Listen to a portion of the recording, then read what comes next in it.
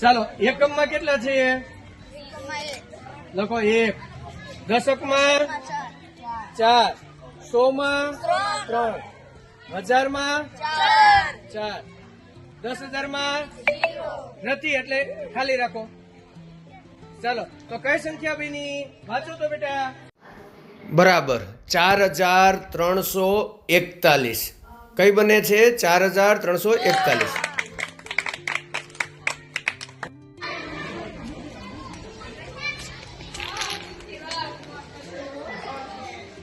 ચાલો સરસ.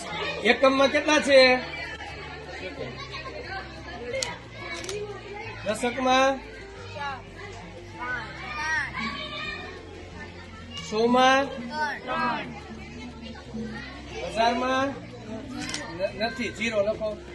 10,000 માં તો કઈ સંખ્યા બની? 10,350 બરાબર છે.